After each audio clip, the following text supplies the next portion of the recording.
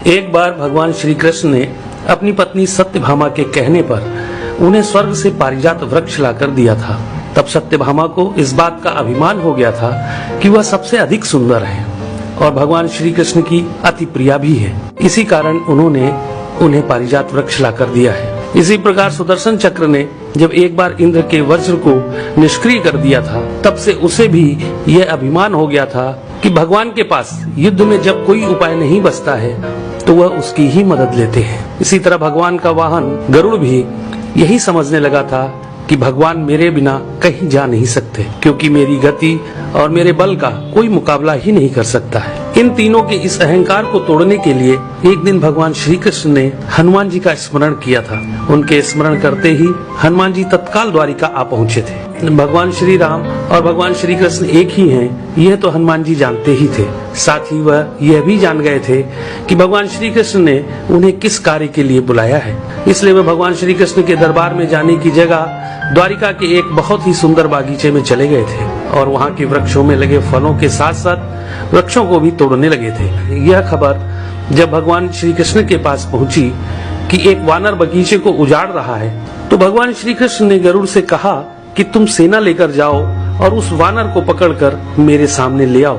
तब बल के अभिमान में भरे गरुड़ ने यह कहा था कि प्रभु, एक मामूली वानर को पकड़ने के लिए सेना की क्या जरूरत है, मैं अकेला ही उसे पकड़ लाता हूँ। ऐसा कहकर गरुड़ उड़ते हुए उस बागीचे में पहुँचे जहाँ हनुमान जी वृक्षों को उखाड़ रहे थे। तो गरुड़ ने उन्हें बिना जाने ही उनको पकड़ने का प्रयास किया था। तब हनुमान जी ने गरुड़ को अपनी पूंछ में दबाकर जोर से कस दिया, जिससे गरुड़ की सांस रुक गई थी। गरुड़ को इस प्रकार कुछ समय तक पीड़ित करने के बाद हनुमान जी ने अपनी पूंछ से ही गरुड़ को दूर समुद्र में फेंक दिया था। तब गरुड़ बड़ी मुश्किल से खुद को संभालकर भगवान श्री कृष्ण के दरबार में वापस आकर यह बोले थे कि प्रभु, वह कोई साधारण वानर नहीं है, इसलिए मैं उसे पकड़कर नहीं ला सका। यह सुनकर भगवान श्री कृष्ण ने कहा कि वह अवश्य ही श्री राम जी के भक्त हनुमान होंगे। तुम उनके पास जाकर यह कहना कि श्री राम ने उन्हें बुलाया है, वह अवश्य चले आएंगे और हो सके तो तुम उन्हें अपने साथ ही लेकर आना। भगवान श्री कृष्ण की आज्ञा पाकर गरुड़ हनुमान जी को ढूंढते हुए वहाँ से बहुत दूर मलय पर्वत पर पहुँच गए थे और हनुमान जी से अपनी भूल की क्षमा मांगते हुए उनसे यह कहा था कि भगवान श्री राम ने आपको याद किया है, आप मेरी पीठ पर बैठ जाइए, मैं आपको शीघ्रता से उनके पास पहुंचा देता हूं। हनुमान जी प्रभु की यह लीला भी समझ गए थे, इसलिए उन्होंने गरुड़ से यह कहा था कि तुम चलो, मैं तुम्हारे पीछे ही आता हूँ। इधर द्वारिका में भगवान श्री कृष्ण ने राम का रूप धारण किया और सत्यभामा के साथ सिंहासन पर बैठ गए थे और सुदर्शन चक्र को यह आदेश दिया कि तुम द्वार पर रहो, बिना मेरी आज्ञा के कोई भी अंदर न आने पाए। तभी हनुमान जी द्वार पर पहुंच गए थे तो सुदर्शन ने उन्हें रोकते हुए यह कहा था कि तुम बिना आज्ञा के अंदर नहीं जा सकते हो।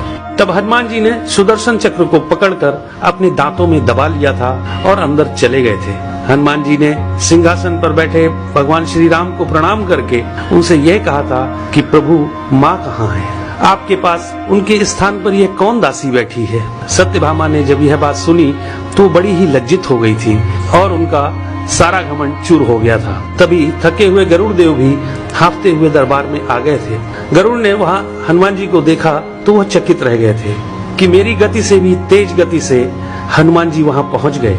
इस प्रकार गरुड़ का बल और गति दोनों का अभिमान चूर हो गया था। तभी श्री राम रूपी कृष्ण ने हनुमान जी से यह पूछा कि तुम अंदर कैसे आ गए थे? तुम्हें क्या द्वार पर किसी ने रोका नहीं था?